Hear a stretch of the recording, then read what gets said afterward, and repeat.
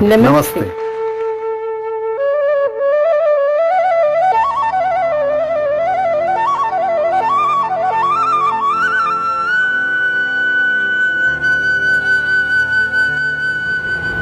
नमस्कार दोस्तों, आज की कहानी का नाम है मुर्गी और चांदी का अंडा।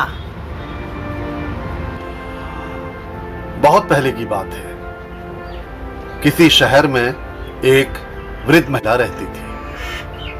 उसका कोई नहीं था, वो अकेली रहती थी। इसलिए अपनी आजीविका चलाने के लिए वो कड़ी मेहनत करती थी। प्रतिदिन की कमाई में से वो भविष्य के लिए कुछ पैसे बचाकर रख लेती, क्योंकि वो जानती थी कि ये पैसे उसके तब काम आएंगे जब वो अपने वृद्ध शरीर के कारण काम नहीं कर पाएगी। उसे कोई देखने वाला भी नहीं है, इसलिए उसे किसी के आगे हाथ पसारने की जरूरत नहीं पड़ेगी।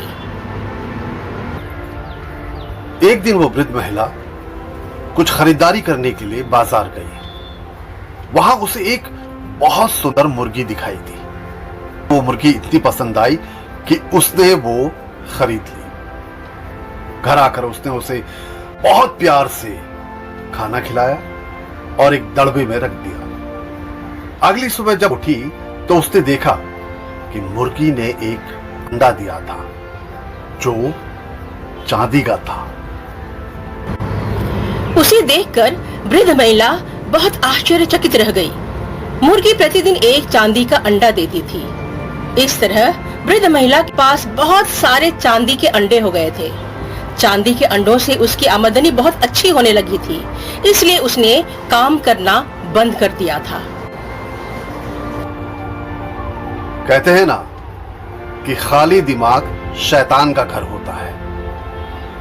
क्योंकि अब वृद्ध महिला कुछ काम तो करती नहीं थी, इसलिए उसके दिमाग में भी बुरे बुरे विचार आने लगे।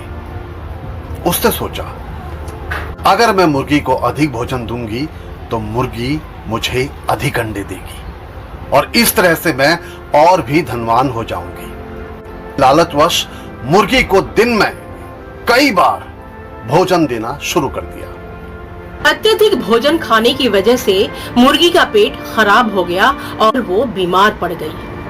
परंतु वृद्ध महिला की समझ में अभी भी नहीं आया कि अत्यधिक भोजन मुर्गी के लिए हानिकारक है।